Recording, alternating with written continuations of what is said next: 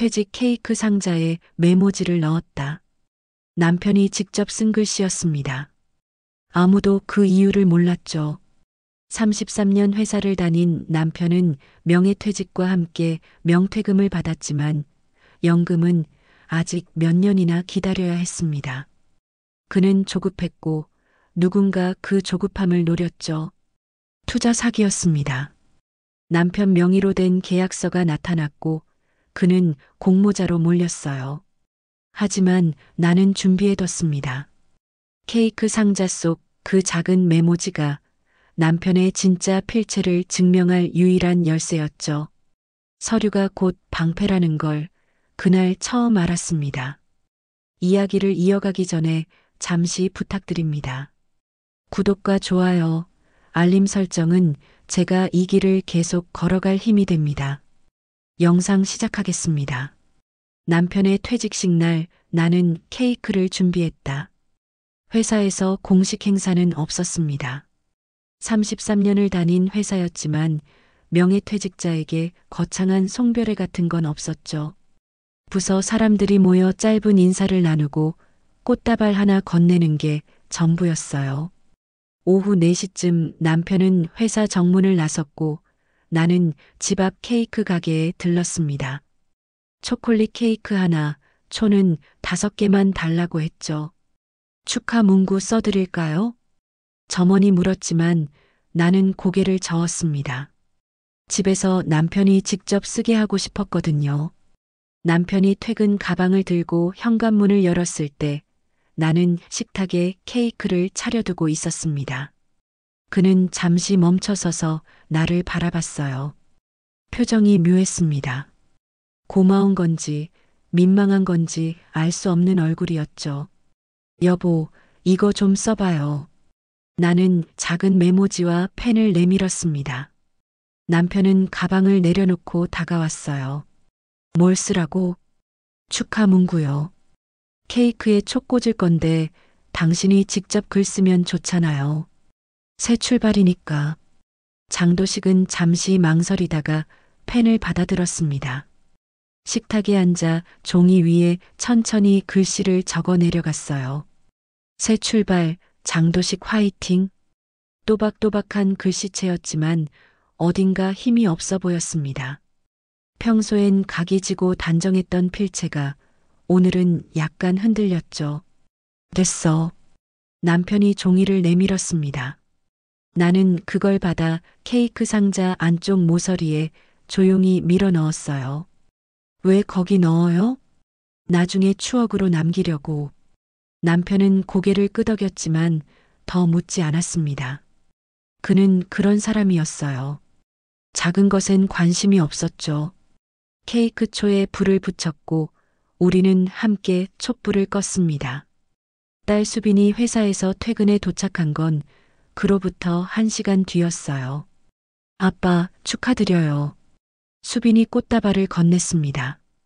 남편은 받아들며 쓸쓸하게 웃었죠. 고맙다. 그런데 뭘 축하받아야 할지 모르겠네. 퇴직이잖아요. 이제 편하게 쉬세요. 쉬긴 무슨. 이제 시작이야. 남편의 목소리가 갑자기 단단해졌습니다. 나는 케이크를 자르며 그를 슬쩍 바라봤어요. 저녁을 먹는 내내 남편은 명퇴금 이야기만 했습니다. 통장에 돈이 들어왔고 대략 이 정도면 뭐라도 시작할 수 있을 거라고 반복했죠. 연금은 언제부터 나와요? 수빈이 물었습니다. 남편의 표정이 굳었어요. 그건 아직 몇 년 남았어. 그럼 그 사이엔 어떻게 하실 건데요? 그래서 뭔가 해야지. 명퇴금만 갖고 있으면 금방 바닥나. 나는 숟가락을 놓고 남편을 봤습니다. 그의 눈빛엔 조급함이 가득했어요. 33년을 회사에서 보낸 사람이 갑자기 아무것도 하지 않게 된다는 건 생각보다 무서운 일이었죠. 수입이 끊긴다는 것도 문제였지만 더 큰 건 존재의 이유가 사라진다는 거였습니다. 천천히 생각해도 되잖아요. 내가 조용히 말했습니다. 남편은 고개를 저었어요. 천천히 하다간 늦어. 나이가 얼만데. 저녁이 끝나고 수빈은 자기 집으로 돌아갔습니다. 나는 설거지를 하고 남편은 서재로 들어갔어요. 밤이 깊어지고 나는 케이크 상자를 정리하다가 그 메모지를 다시 꺼냈습니다. 새 출발, 장도식 화이팅. 글씨는 평소보다 흔들렸지만 분명 그의 필체였죠. 나는 그 종이를 접어 지갑 안쪽 칸에 넣었습니다. 왜냐고요? 그때는 나도 몰랐어요. 그저 남겨두고 싶었을 뿐입니다. 하지만 그게 훗날 남편을 지킬 유일한 증거가 될 줄은 몰랐죠. 명퇴금이 통장에 들어온 다음 날 남편은 달라졌다. 아침 일찍 일어나 정장을 차려입었습니다. 퇴직 후 처음으로 넥타이까지 맸죠. 나는 식탁에서 커피를 마시며 그를 지켜봤어요. 거울 앞에서 넥타이 매듭을 고쳐 매는 뒷모습이 낯설었습니다. 회사 다닐 때도 저렇게 공들이진 않았거든요. 어디가? 시청 앞에 창업 설명회가 있어. 퇴직자 대상으로 하는 거야. 창업? 나는 컵을 내려놓았습니다. 남편은 서류 가방까지 챙기고 있었어요. 그래. 이제 진짜 내 사업 해볼 때야. 회사 다닐 땐 시간이 없었지만 이젠 다르잖아. 목소리에 묘한 흥분이 섞여 있었습니다. 33년 동안 남의 밑에서 일했던 사람이 처음으로 자기 일을 꿈꾸는 순간이었죠. 나는 불안했지만 말리지 못했어요. 무슨 말로 막을 수 있겠어요. 무슨 사업인데? 아직 정하진 않았어. 설명회 가서 알아보려고. 요즘 퇴직자들이 많이 한다더라. 남편은 그렇게 말하곤 현관문을 나섰습니다. 나는 홀로 남아 빈 식탁을 바라봤죠. 커피잔에서 김이 올라왔지만 입맛이 없었습니다. 명퇴금 통장은 남편 이름으로 되어 있었고 비밀번호도 남편만 알았어요. 나는 우리 공동 통장 잔액을 확인했습니다. 석 달치 생활비 정도였죠. 오후 5시쯤 남편이 돌아왔습니다. 손에는 두툼한 팸플릿 여러 장이 들려 있었어요. 프랜차이즈 카페, 편의점, 세탁소, 직업훈련센터, 가맹점 같은 것들. 형광펜으로 줄까지 그어져 있었죠. 여보, 이거 봐봐. 요즘 퇴직자들이 많이 하는 사업이야. 초기 투자금만 있으면 본사에서 다 지원해준대. 남편은 신이 나서 팸플릿을 펼쳐 보였습니다. 나는 그걸 받아 천천히 넘겨봤어요. 화려한 숫자들이 적혀 있었죠. 월 매출 예상, 수익률, 투자 회수 기간 같은 것들. 하지만 실패 사례는 어디에도 없었습니다. 이거 믿을 만한 거야? 설명회에서 실제 사례 발표도 들었어. 다들 잘 되고 있더라. 한 사람은 1년 만에 본전 뽑았다던데. 나는 더 묻지 않았습니다. 남편의 눈빛이 너무 반짝였거든요. 오랜만에 보는 표정이었어요. 회사에서 승진 발표 들었을 때, 딸이 대학 합격했을 때 짓던 그런 얼굴. 그런 사람의 꿈을 어떻게 꺾을 수 있겠어요. 당신이 결정해. 난 잘 모르겠어. 나는 팸플릿을 돌려주며 자리에서 일어났습니다.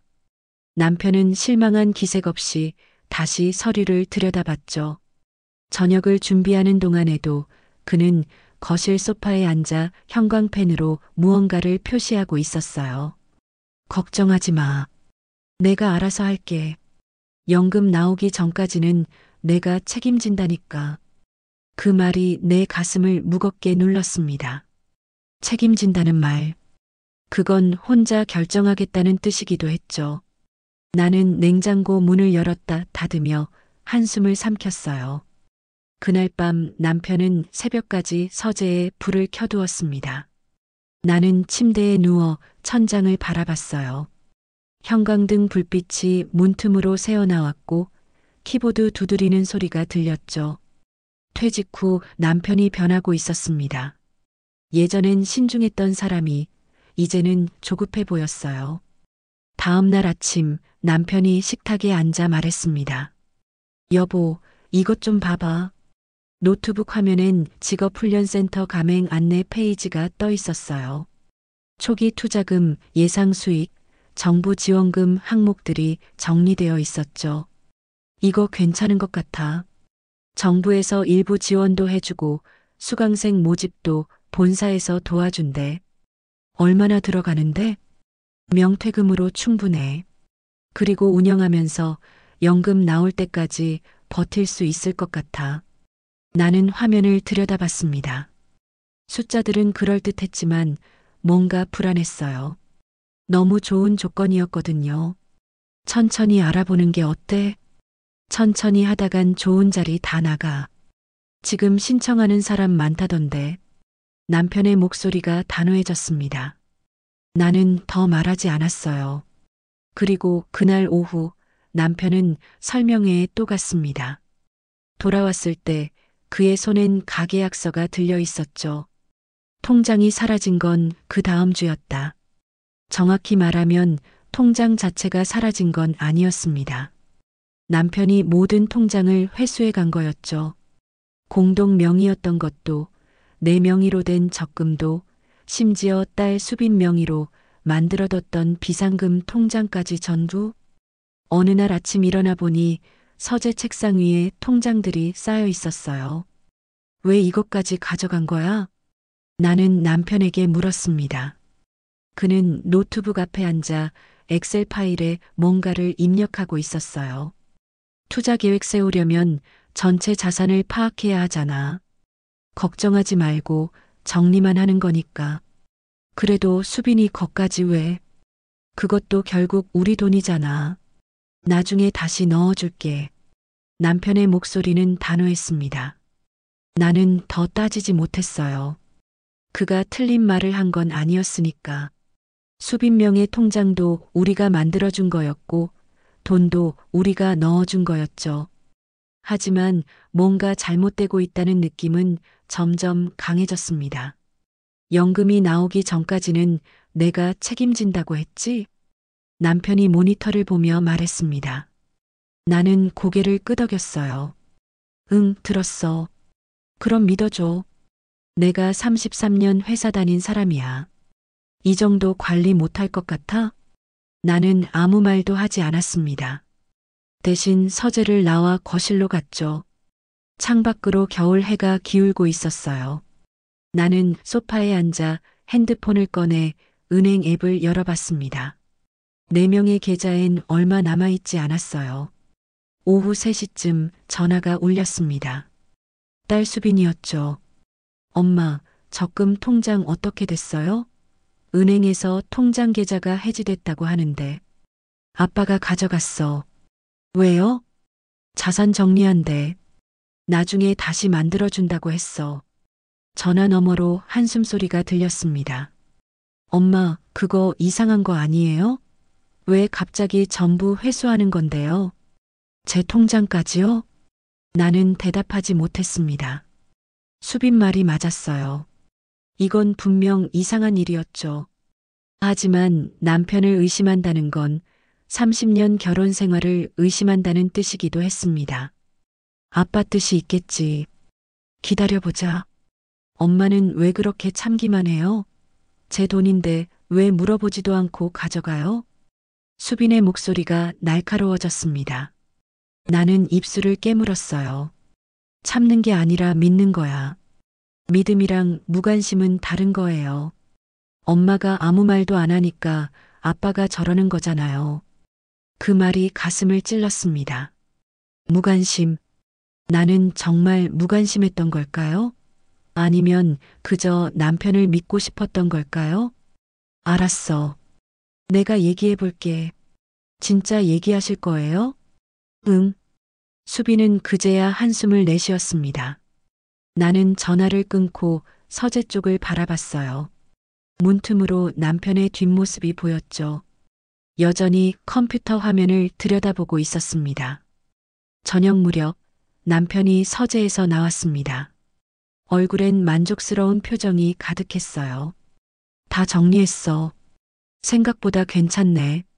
명퇴금 포함하면 직업훈련센터 가맹점 하나 시작할 만해. 수빈이 전화 왔어. 나는 조용히 말했습니다. 남편의 표정이 굳었어요. 뭐라던데? 자기 통장도 왜 가져갔냐고. 그거야 나중에 설명하면 되지. 지금은 자산 정리가 급하니까. 언제 돌려줄 건데? 남편은 잠시 망설이다가 대답했습니다. 사업 궤도에 오르면 그때 원금에 이자까지 붙여서 돌려줄게. 나는 더 묻지 않았습니다.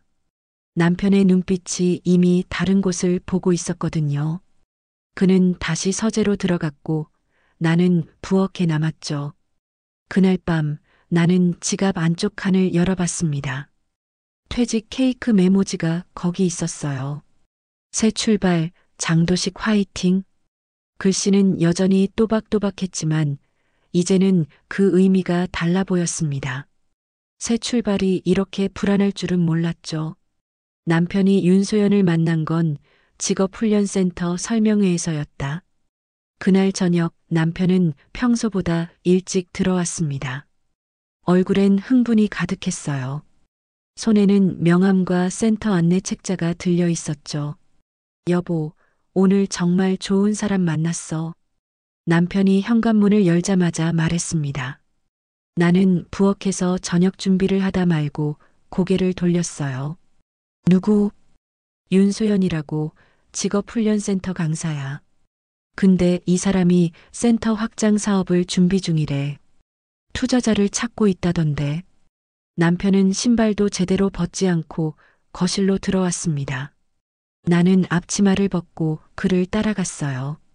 남편이 소파에 앉아 명함을 내밀었죠. 윤소연 마음성장 직업훈련센터 수석 강사. 깔끔한 명함이었습니다. 강사가 왜 투자자를 찾아? 본인이 운영하는 센터가 있는데 확장하려면 자금이 필요하대. 정부 지원금도 신청해뒀고 수강생도 계속 늘고 있다던데. 나는 명함을 들여다봤습니다. 뭔가 석연치 않았어요. 강사가 직접 투자자를 찾는다는 게 일반적인 일은 아니었죠. 그 사람 믿을만해? 설명회에서 직접 강의하는 것도 봤어. 전문가야. 그리고 퇴직자들 상대로 재취업 교육하는 사람이니까 우리 사정도 잘 알아. 남편의 목소리엔 확신이 있었습니다. 나는 불안했지만 딱히 반대할 근거도 없었어요. 얼마나 투자하래? 아직 정확한 금액은 안 나왔어. 다음 주에 센터 가서 직접 보고 상담하기로 했어. 남편은 그렇게 말하곤 서재로 들어갔습니다. 나는 명함을 식탁에 내려놓고 다시 부엌으로 갔어요. 윤소연. 처음 듣는 이름이었지만 왠지 불안했습니다. 다음 주 수요일 남편은 아침 일찍 나갔습니다. 윤소연의 직업훈련센터를 방문하는 날이었죠. 나는 빨래를 개며 시계를 봤어요. 10시, 11시, 정오. 남편은 연락이 없었습니다. 오후 2시쯤 전화가 왔어요. 여보, 나 지금 센터에 있어. 여기 시설 정말 좋아. 수강생들도 많고. 언제 들어와? 윤 강사가 저녁 같이 하자는데 괜찮지? 투자건 자세히 얘기해야 해서. 나는 잠시 망설였습니다. 하지만 반대할 이유를 찾지 못했어요. 그래, 알았어. 전화를 끊고 나는 한숨을 내쉬었습니다. 남편이 누군가를 만나 투자 얘기를 나눈다는 게 불안했죠. 특히 처음 보는 사람과. 밤 9시가 넘어 남편이 돌아왔습니다. 얼굴이 붉어져 있었어요. 술을 마신 것 같았죠. 윤 강사가 정말 좋은 사람이야. 나한테 센터 경영 전반을 다 보여줬어. 남편은 소파에 털썩 앉으며 말했습니다. 나는 물을 한 잔 따라 건넸어요. 그래서 얼마 투자하기로 했어? 아직 확정은 안 했어. 근데 윤 강사 말로는 투자만 하면 센터 확장하고 나도 공동 운영자로 이름 올릴 수 있대. 공동 운영자? 응. 투자 비율에 따라 지분도 나눠진대. 그럼 매달 수익 배분도 받고. 나는 남편을 바라봤습니다. 그의 눈빛이 너무 반짝였어요. 마치 로또에 당첨이라도 된 사람처럼. 계약서 같은 건 봤어? 다음 주에 보여준대. 변호사 검토까지 받은 거라고 했어. 나는 더 묻지 않았습니다. 남편이 이미 마음을 정한 것 같았거든요. 그날 밤 나는 잠들지 못하고 천장을 바라봤습니다. 윤소연이라는 사람이 자꾸 신경 쓰였어요. 왜 하필 남편에게 투자를 제안했을까? 퇴직자는 많은데. 옆에서 남편이 코를 골았습니다. 평온한 얼굴이었어요. 새벽 3시쯤 남편의 핸드폰에서 메시지 알림이 울렸습니다. 나는 몸을 돌려 화면을 봤죠. 윤소연이었습니다. 내일 계약서 가져갈게요. 기대하세요. 서류의 끝에서 시작된 봄. 나는 오석훈에게 전화를 걸었다. 은행에서 함께 일했던 동료였습니다. 나보다 3살 어렸지만 먼저 퇴사해서 회계법인을 차렸죠. 지금은 제법 큰 사무실을 운영하고 있다고 들었어요. 가끔 안부 전화를 주고받는 사이였습니다. 혜란 씨, 오랜만이네요. 무슨 일이에요? 오석훈의 목소리는 여전히 차분했습니다. 나는 잠시 망설이다가 입을 열었어요. 조언 좀 구하고 싶어서요. 시간 괜찮으세요? 물론이죠. 사무실로 올래요? 아니면 밖에서 만날까요? 밖에서 만나면 안 될까요? 사무실은 좀. 알겠어요. 그럼 시청 앞 카페에서 봐요. 1시간 뒤? 나는 외출 준비를 했습니다. 남편은 서재에서 윤소연과 전화 통화 중이었어요. 웃음소리가 들렸죠. 나는 조용히 현관문을 나섰습니다. 카페에 먼저 도착해 창가 자리에 앉았습니다. 오석훈은 정확히 1시간 뒤에 나타났어요. 깔끔한 정장 차림이었죠. 오래 기다렸어요? 아니요, 저도 방금 왔어요. 우리는 커피를 주문하고 자리에 앉았습니다. 오석훈이 먼저 물었어요. 무슨 일인지 얘기해봐요. 나는 천천히 말했습니다. 남편의 퇴직, 명퇴금, 투자 계획, 그리고 윤소연이라는 사람. 모든 통장을 회수한 것까지. 말하다 보니 목소리가 떨렸어요. 오석훈은 말없이 듣고 있었습니다. 표정이 점점 굳어졌죠. 혜란 씨, 지금 남편분 명의로 된 자산이 얼마나 돼요? 명퇴금 포함해서 대략 몇 억 조금 넘을 거예요. 그 돈 전부 남편분 통장에 있고 혜란 씨는 접근할 수 없는 상태? 네. 오석훈이 한숨을 내쉬었습니다. 이거 위험할 수 있어요. 투자 사기 수법이랑 비슷하거든요. 사기요? 퇴직자 타겟으로 한 사기가 요즘 많아요.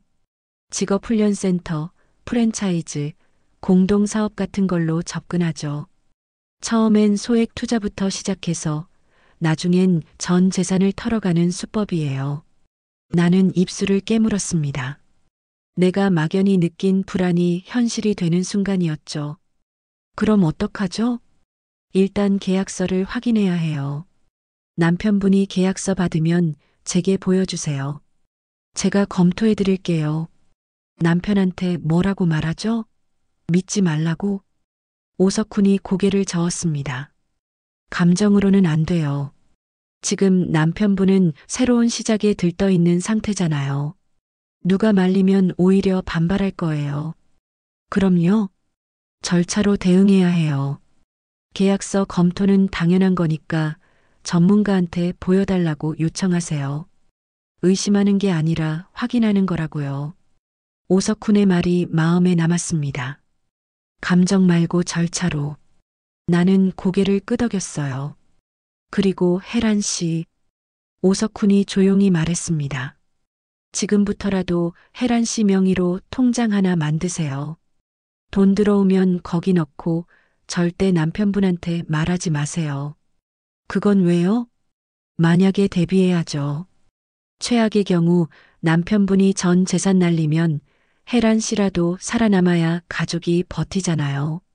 나는 아무 말도 하지 못했습니다. 최악의 경우라는 말이 현실처럼 느껴졌거든요. 너무 걱정하지 마세요. 그냥 준비만 해두는 거예요. 오석훈은 그렇게 말했지만 나는 알았어요. 그도 불안하다는 걸. 카페를 나와 집으로 돌아오는 길 나는 은행에 들렀습니다. 내 명의로 통장을 하나 만들었어요. 비밀번호는 남편이 절대 모를 숫자로 설정했죠. 집에 도착했을 때 남편은 여전히 서재에 있었습니다. 나는 조용히 방에 들어가 통장을 서랍 깊숙이 넣었어요. 그때 남편이 서재 문을 열고 나왔습니다. 손에는 두툼한 서류 봉투가 들려 있었죠. 다음 날 아침 나는 한나연에게 전화를 걸었다. 대학 동창이었습니다. 졸업 후 로펌 사무장으로 일하며 30년을 법률 서류와 씨름한 사람이었죠. 냉철하고 현실 감각이 뛰어난 친구였어요. 1년에 한두 번 만나 밥을 먹는 사이였습니다. 혜란아, 무슨 일이야? 목소리가 안 좋은데. 한나연이 물었습니다. 나는 잠시 망설이다가 솔직하게 말했어요. 나연아, 상담 좀 하고 싶어.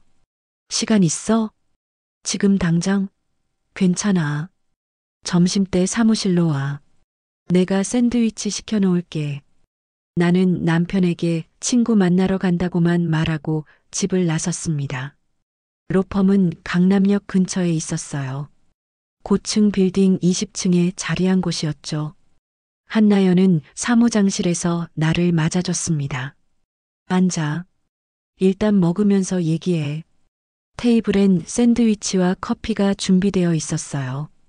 나는 앉아서 천천히 말했습니다. 남편의 퇴직, 윤소연, 투자 계약 얘기까지 모든 통장을 회수한 것도. 한나연은 샌드위치를 내려놓고 나를 똑바로 쳐다봤습니다. 혜란아, 지금 남편이 계약서 받았어? 오늘 받기로 했대. 그거 절대 바로 사인하지 못하게 해. 일단 나한테 가져와. 한나연의 목소리가 단호했습니다. 나는 고개를 끄덕였어요. 그런데 남편한테 뭐라고 말하지? 의심한다고 생각할 텐데. 의심이 아니라 확인이야. 부부 사이라도 법적 서류는 반드시 전문가 검토받아야 해. 한나연이 서랍을 열어 명함 한 장을 꺼냈습니다. 이거 남편한테 줘봐. 우리 로펌 변호사 명함이야. 무료 상담 가능하다고 해. 대신 계약서 원본은 절대 윤소연한테 돌려주지 말고. 왜? 원본 없으면 나중에 문제 생겨도 증거가 없어. 복사본만 주고 원본은 내가 보관해. 나는 명함을 받아 지갑에 넣었습니다. 한나연이 내 손을 잡았어요. 혜란아, 잘 들어. 부부 일이라도 증거는 따로 남겨야 돼. 서류가 곧 방패야. 혹시 모를 일에 대비하는 거지. 무슨 일? 투자 사기일 수도 있고 아닐 수도 있어. 근데 준비는 해둬야 하잖아. 한나연의 눈빛이 진지했습니다. 나는 입술을 깨물었어요. 그리고 하나 더. 남편 명의로 된 계약 관련 서류 전부 사진 찍어도. 통장 거래 내역도. 나중에 법적 분쟁 생기면 그게 다 증거야. 법적 분쟁까지 갈 것 같아? 모르지. 근데 안 갈 거라고 생각하고 준비 안 하면 나중에 후회해. 나 로펌에서 그런 사람들 수없이 봤어. 나는 고개를 끄덕였습니다. 한나연은 커피를 한 모금 마시고 말했어요. 혜란아, 넌 착한 사람이야. 그래서 걱정돼.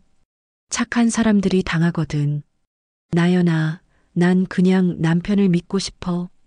믿대 검증해. 그게 진짜 사랑이야. 한나연의 말이 가슴에 박혔습니다. 믿대 검증하라. 나는 그 말을 되뇌었어요. 로펌을 나서며 나는 핸드폰을 확인했습니다. 남편에게서 문자가 와 있었어요. 여보, 계약서 받았어. 저녁 전에 사인하고 돌려줘야 해. 윤 강사가 급하대. 나는 손이 떨렸습니다. 저녁 전이라니. 그렇게 급할 이유가 뭐지? 나는 한나연에게 다시 전화를 걸었습니다. 나연아, 남편이 오늘 저녁 전에 사인해야 한대. 어떡하지? 절대 안 돼. 일단 계약서 사진 찍어서 나한테 보내. 내가 급하게라도 봐줄게. 그리고 혜란아. 응? 서두르는 계약은 100% 수상해. 절대 오늘 사인하지 마. 집에 도착했을 때 남편은 거실 소파에 앉아 있었다. 테이블 위엔 계약서가 펼쳐져 있었어요. A사 용지로 10장이 넘어 보였죠.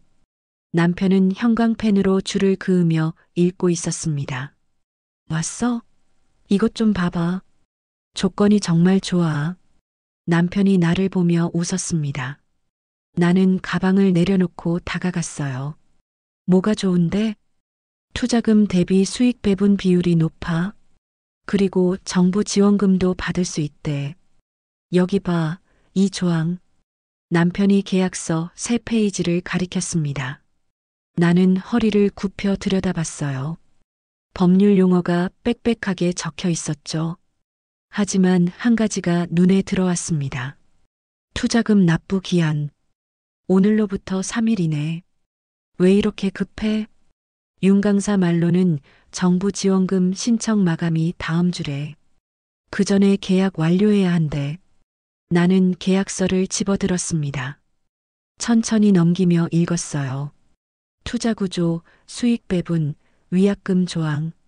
모든 게 그럴듯했지만 뭔가 이상했습니다. 특히 위약금 조항. 계약 해지 시 투자금의 30%를 위약금으로 지불한다는 내용이었죠. 이거 변호사한테 보여줬어? 윤 강사가 이미 변호사 검토받았다고 했어. 그래도 우리도 확인해 봐야 하지 않을까? 남편의 표정이 굳었습니다. 왜 자꾸 의심해? 윤 강사는 믿을 만한 사람이야. 의심이 아니라 확인이야. 큰돈 투자하는 건데 당연한 거 아니야? 나는 한나연이 준 변호사 명함을 꺼냈습니다. 남편이 그걸 보더니 짜증스럽게 말했어요. 그럴 시간 없어. 내일까지 사인해서 돌려줘야 한다고. 하루만 기다리면 안 돼? 안 된대. 다른 투자자도 대기 중이래. 우리가 안 하면 다른 사람한테 넘어간대. 나는 계약서를 다시 들여다봤습니다. 그리고 마지막 페이지를 봤죠. 서명란이 2곳 있었어요. 갑, 을. 을 쪽에 남편 이름이 타이핑되어 있었고 그 아래 서명란이 비어 있었습니다. 이거 일단 사진 찍어둬도 돼? 왜? 나중에 확인하려고. 남편은 귀찮다는 듯 고개를 끄덕였습니다. 나는 핸드폰으로 계약서 전체를 촬영했어요. 한 장 한 장 꼼꼼하게. 그리고 한나연에게 전송했습니다. 저녁을 먹는 동안 남편은 계속 계약서 얘기만 했습니다. 윤소연이 얼마나 좋은 사람인지, 센터가 얼마나 잘 되고 있는지. 나는 듣는 척만 했어요. 밤 10시쯤 한나연에게서 전화가 왔습니다. 나는 화장실로 가서 작은 목소리로 받았어요. 혜란아, 이거 이상해. 뭐가? 계약서 양식부터 이상하고 조항들도 일방적이야. 특히 위약금 조항. 이건 투자 계약이 아니라 거의 사기 계약서야. 나는 숨이 막혔습니다. 그럼 어떡해? 일단 사인하지 마. 그리고 가능하면 경찰에 신고하는 게 나을 것 같아. 신고? 응. 이런 계약서로 돈 받으면 사기죄야. 미리 막는 게 나아. 나는 전화를 끊고 거울을 봤습니다. 창백한 얼굴이 비쳤어요. 새벽 2시 남편은 잠들었습니다. 나는 거실로 나와 계약서를 다시 펼쳤어요. 그리고 마지막 페이지를 자세히 봤죠. 서명란 위에 작게 적힌 문구. 본 계약은 을의 단독 책임하에 이루어지며. 나는 핸드폰을 들었습니다. 경찰청 사이버 신고 페이지를 열었어요. 손이 떨렸지만 신고서를 작성하기 시작했습니다. 투자 사기 의심건. 피해자 성명은 비워뒀고 계약서 사진을 첨부했죠. 신고 완료 버튼을 누르기 직전 나는 멈췄습니다. 이게 맞는 걸까? 남편이 알면 어떻게 될까? 하지만 한나연의 말이 떠올랐습니다. 서류가 곧 방패라고. 나는 버튼을 눌렀습니다. 신고가 접수되었습니다. 화면에 접수 번호가 떴어요. 나는 핸드폰을 끄고 소파에 앉았습니다. 방 안에서 남편의 코 고는 소리가 들렸죠. 미안해. 하지만 이게 당신을 지키는 길이야. 나는 그렇게 중얼거렸습니다. 경찰이 집에 온 건 그로부터 사흘 후였다. 아침 9시쯤 초인종이 울렸습니다. 나는 설거지를 하다 말고 문을 열었어요. 2명의 형사가 서 있었죠. 장도식 씨 계시나요? 무슨 일이신데요? 투자 사기 관련해서 조사할 게 있어서요. 집에 계신가요? 나는 숨이 막혔습니다. 이렇게 빨리 올 줄은 몰랐어요. 지금 서재에 있는데. 잠깐 뵙겠습니다. 형사들이 안으로 들어왔습니다. 나는 떨리는 손으로 서재 문을 두드렸어요. 여보, 경찰이 왔어. 경찰? 남편이 문을 열며 나왔습니다. 형사들을 보더니 당황한 표정을 지었죠. 무슨 일이십니까? 장도식 씨 맞으시죠? 윤소영과의 투자 계약 건으로 신고가 들어왔습니다. 서에서 조사 좀 받으셔야겠습니다. 신고요? 누가요? 남편이 형사를 번갈아 봤습니다. 형사 한 명이 서류를 꺼냈어요. 익명 신고입니다. 계약서 사본도 제출됐고요. 남편의 얼굴이 창백해졌습니다. 그는 나를 돌아봤어요. 눈빛이 날카로웠죠. 혜란아, 너 뭐 하는 거 있어? 나는 계약서 사진 찍은 거 너잖아. 형사들이 우리를 번갈아 봤습니다. 나는 입을 다물었어요. 일단 서에 가시죠. 거기서 자세히 얘기하겠습니다. 남편은 옷도 제대로 갈아입지 못한 채 끌려가듯 나갔습니다. 현관문이 닫히고 나는 주저앉았어요. 손이 떨렸죠.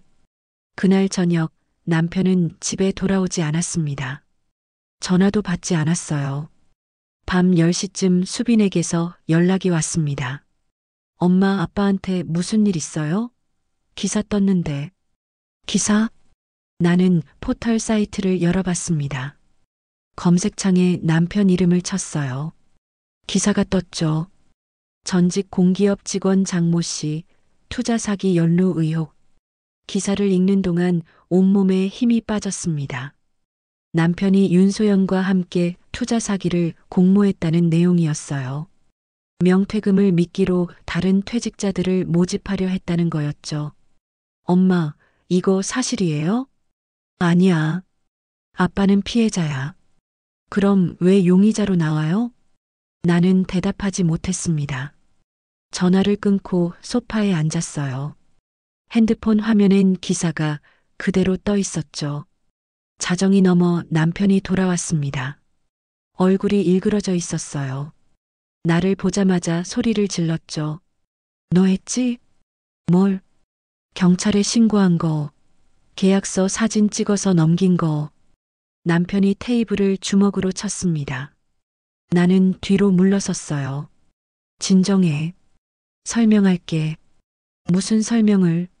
경찰이 다 얘기하더라. 익명 신고에 계약서 사진이 첨부됐다고. 그거 내가 찍은 거잖아. 맞아. 내가 신고했어. 나는 똑바로 말했습니다. 남편의 눈이 커졌어요. 왜? 그 계약서가 사기야. 당신을 지키려고 한 거야. 지키려고? 날 범죄자로 만들어 놓고 지킨다고? 남편의 목소리가 떨렸습니다. 분노와 배신감이 섞여 있었죠. 기사 봤어? 내가 윤소연이랑 공모자래. 33년 회사 다녀서 쌓은 명예가 하루아침에 무너졌어. 다 내가 한 짓이야. 아니야. 윤소연이 당신을 이용한 거야. 계약서 보니까. 닥쳐. 남편이 소리쳤습니다. 나는 입을 다물었어요. 넌 날 팔아넘긴 거야. 가족한테도 이럴 수 있어? 30년을 같이 살았는데? 남편은 그렇게 말하곤 서재로 들어가 문을 쾅 닫았습니다. 나는 거실에 홀로 남았어요. 핸드폰이 울렸습니다. 한나연이었죠. 혜란아, 기사 봤어. 괜찮아? 모르겠어. 남편이 날 원망해. 당연하지. 지금은 내가 배신자처럼 보일 거야. 그럼 내가 잘못한 거야? 한나연이 한숨을 내쉬었습니다. 아니야. 넌 옳은 일 했어. 근데 때론 옳은 일이 가장 외로운 법이야. 나는 전화를 끊고 창밖을 봤습니다. 새벽빛이 조금씩 밝아오고 있었어요. 서재 안에서 무언가 부딪히는 소리가 들렸습니다. 법원 출석 통지서가 온 건 일주일 후였다. 윤소연 투자 사기 사건 예비 심리. 남편은 피의자 신분으로, 나는 참고인 신분으로 출석하라는 내용이었습니다.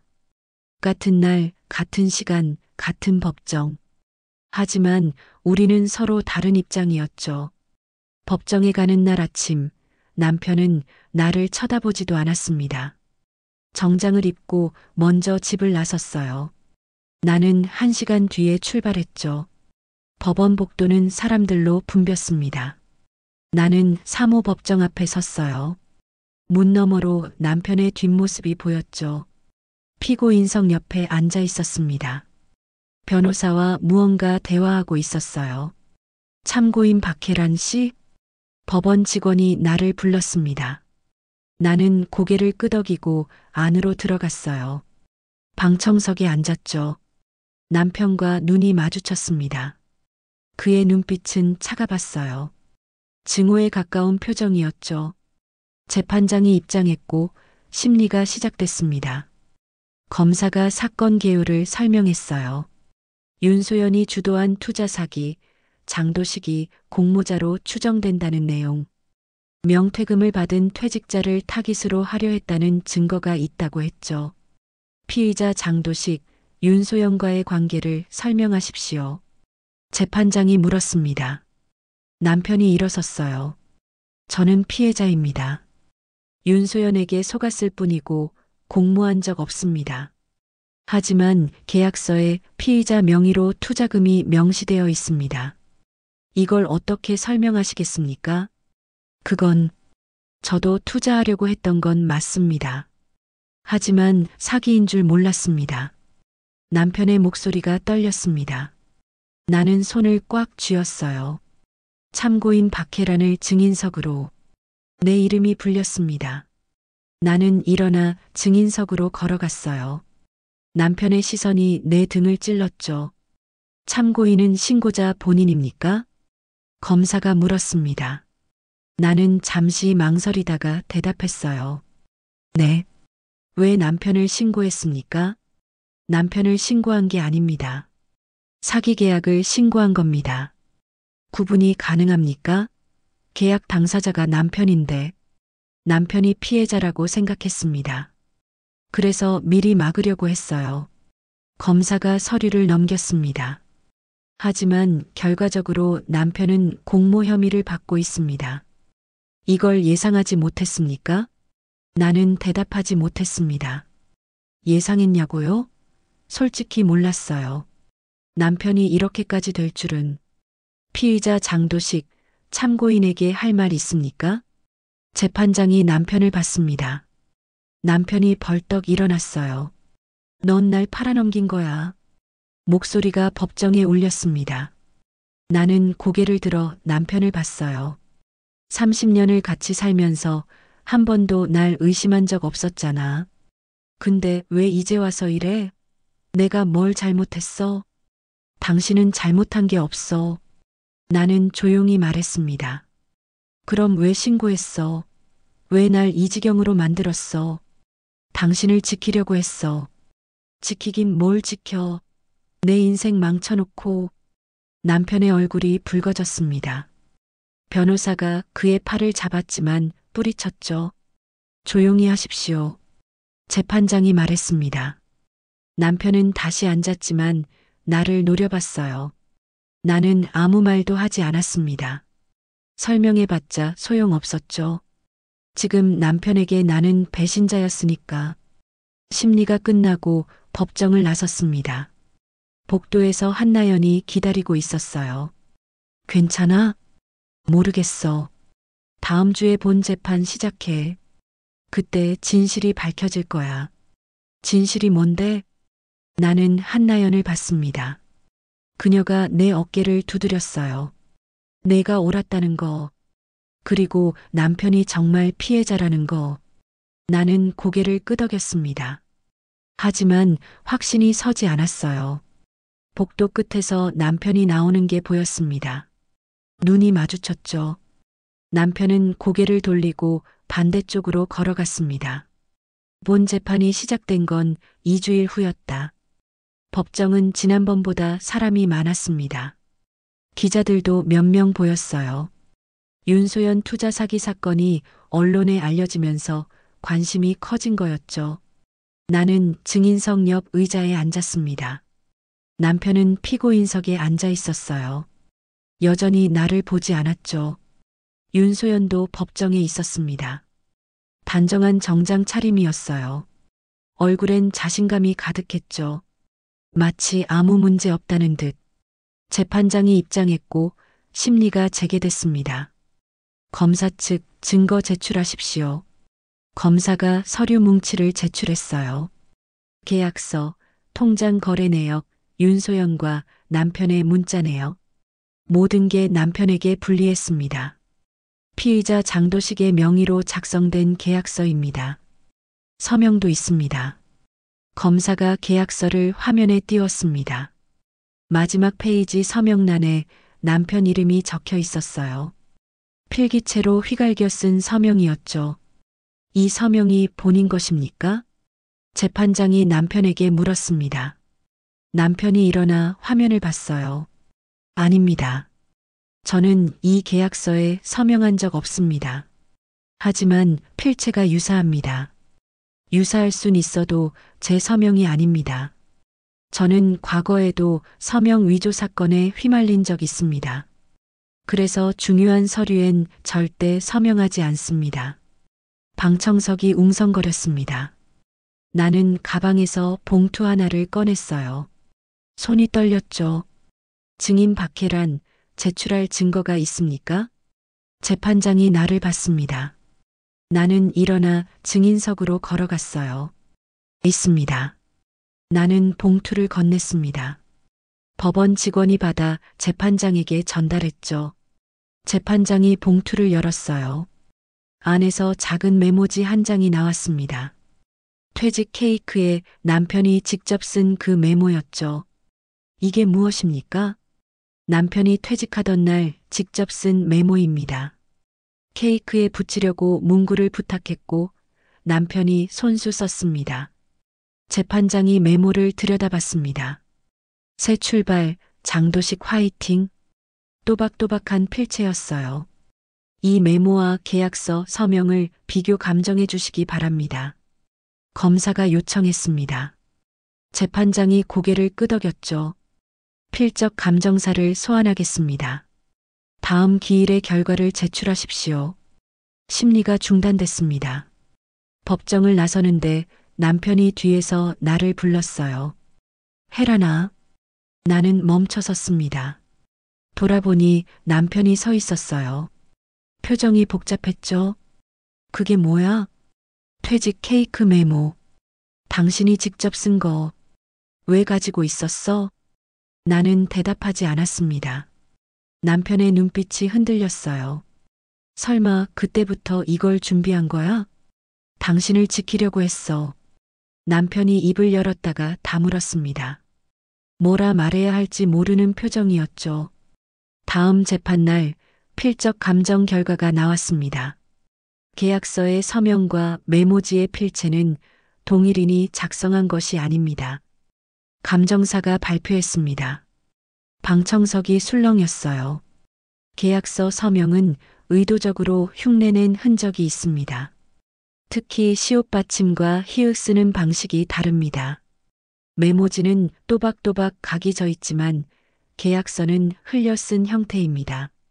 화면에 두 필체가 나란히 떴습니다. 차이가 명확했어요. 재판장이 윤소연을 봤습니다. 피고인 윤소연, 이 서명을 누가 작성했습니까? 윤소연의 얼굴이 창백해졌습니다. 저는 장도식 씨가 직접 서명했다고 들었습니다. 거짓말입니다. 남편이 벌떡 일어났어요. 저는 이 계약서를 본 적도 서명한 적도 없습니다. 재판장이 망치를 두드렸습니다. 조용히 하십시오. 추가 조사가 필요합니다. 다음 기일은 나는 남편을 봤습니다. 그가 나를 보고 있었어요. 이번엔 눈빛이 달랐습니다. 윤소연이 체포된 건 그날 오후였다. 법정을 나서던 윤소연을 형사들이 막아섰습니다.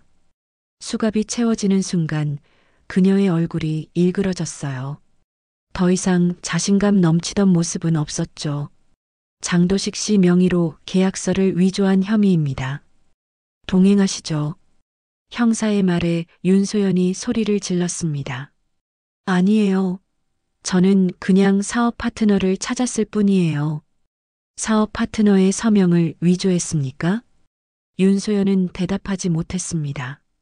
그녀가 끌려가는 모습을 남편이 멍하니 지켜봤어요. 나는 조금 떨어진 곳에 서 있었죠. 복도가 조용해졌습니다. 기자들이 떠나고 변호사들이 사라지고 남은 건 우리 둘뿐이었어요. 혜란아. 남편이 먼저 입을 열었습니다. 나는 고개를 들어 그를 봤어요. 미안해. 그 말에 가슴이 무너졌습니다. 2주일 넘게 듣고 싶었던 말이었죠. 왜 사과해?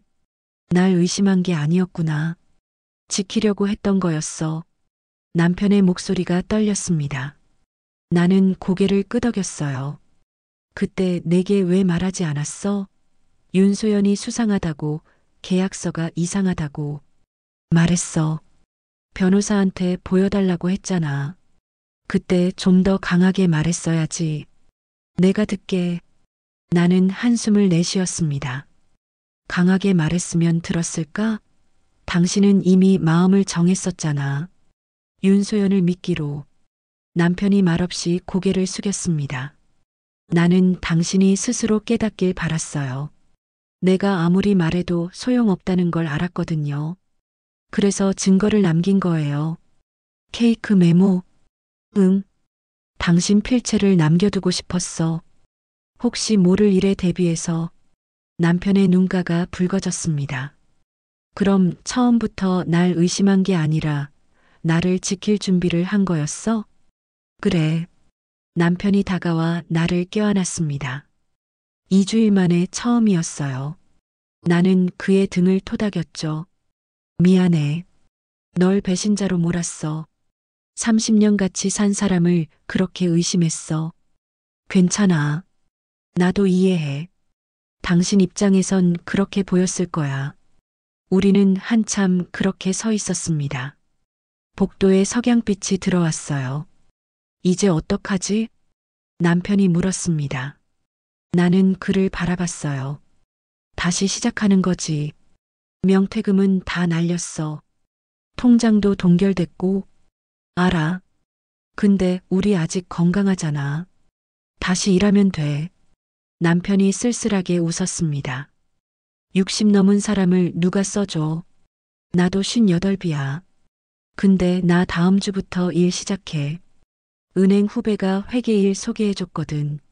남편이 놀란 표정으로 나를 봤어요. 언제?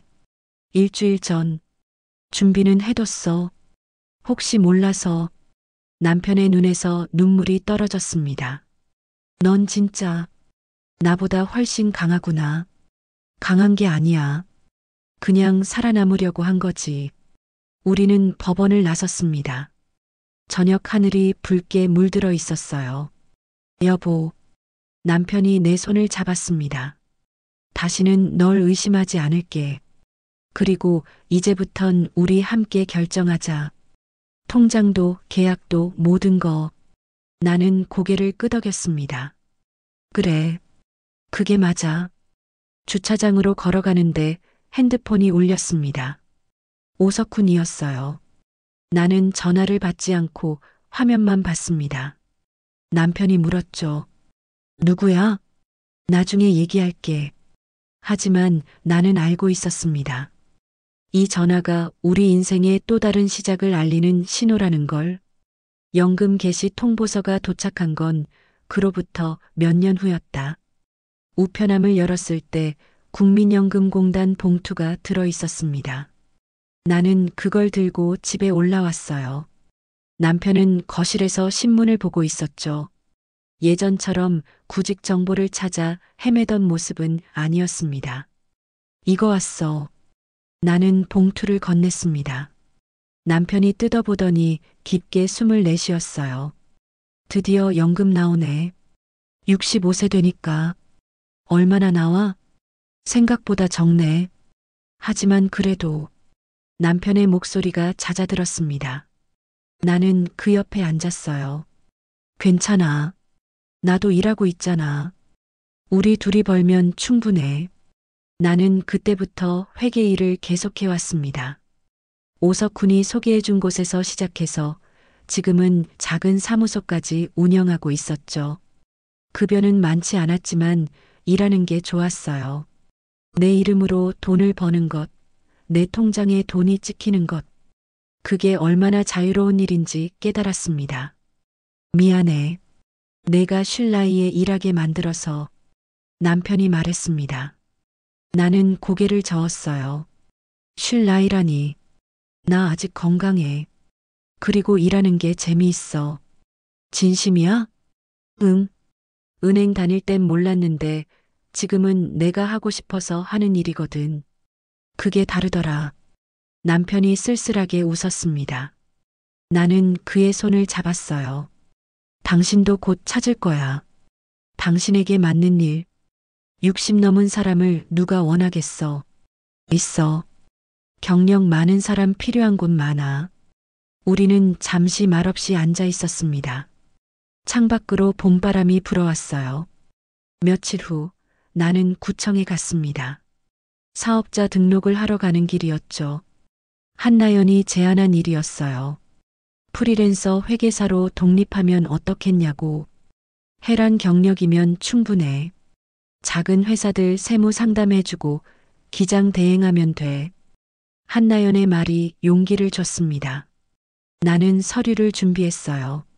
사업자 등록 신청서, 통장 사본, 임대차 계약서, 모두 내 이름으로 된 서류들이었죠. 창구 직원이 서류를 확인했습니다. 박혜란 회계사무소로 등록하시는 거죠? 네. 여기 서명하시면 됩니다. 나는 펜을 들었습니다. 서명란에 또박또박 이름을 썼어요. 박혜란. 58회 동안 써온 이름이지만 오늘만큼 무게감 있게 느껴진 적이 없었습니다. 접수 완료됐습니다. 사업자 등록증은 일주일 후에 나와요. 나는 고개를 끄덕이고 구청을 나섰습니다. 봄 햇살이 따뜻했어요. 집으로 돌아오는 길 나는 공원 벤치에 앉았습니다. 핸드폰을 꺼내 남편에게 문자를 보냈어요. 여보, 나 사업자 등록했어. 이제 사장이야. 곧 답장이 왔습니다. 축하해. 저녁은 내가 차릴게. 나는 웃었습니다. 몇 년 전만 해도 상상할 수 없던 대화였죠. 그날 저녁 식탁엔 남편이 만든 김치찌개가 올라와 있었습니다. 서툴지만 정성이 담겨 있었어요. 맛있어. 거짓말.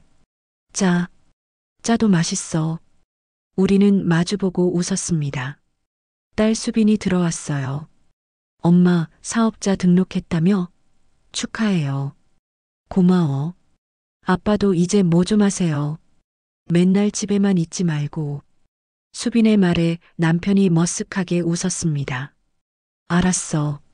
나도 찾아볼게. 저녁을 먹고 나는 서재로 갔습니다. 책상 서랍을 열어 지갑을 꺼냈어요. 안쪽 칸에 퇴직 케이크 메모지가 여전히 있었죠. 새 출발, 장도식 화이팅. 나는 그 메모를 꺼내 책상 위에 펼쳐놓았습니다. 그리고 새 종이를 꺼냈어요. 펜을 들고 천천히 글씨를 썼습니다. 새 출발 박혜란. 내 필체는 남편과 달랐습니다. 좀 더 둥글고 좀 더 조심스러웠죠. 하지만 분명했어요. 나는 두 메모를 나란히 놓고 봤습니다. 남편의 새 출발, 나의 새 출발.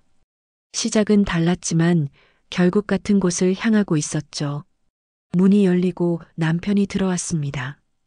뭐해? 기록 남기는 중. 무슨? 우리 이야기. 남편이 다가와 메모들을 봤어요. 그리고 내 어깨에 손을 얹었죠. 혜란아, 고마워. 뭐가? 날 포기하지 않아서. 서류 한 장으로 날 지켜줘서. 나는 남편의 손을 잡았습니다. 서류가 곧 기록이잖아. 우리가 살아온 증거. 그리고 이제부턴 내 기록은 내가 쓸 거야. 나도 다시 쓸게. 제대로. 우리는 창밖을 봤습니다. 봄이 깊어지고 있었어요. 나무마다 새순이 돋고 꽃들이 피어났죠. 서류의 끝에서 봄이 왔습니다. 아니, 정확히는 우리가 봄을 만들어낸 거였어요. 오늘 이야기가 마음에 드셨다면 구독과 좋아요, 알림 설정 잊지 마세요. 여러분의 따뜻한 댓글은 저에게 정말 큰 힘이 됩니다.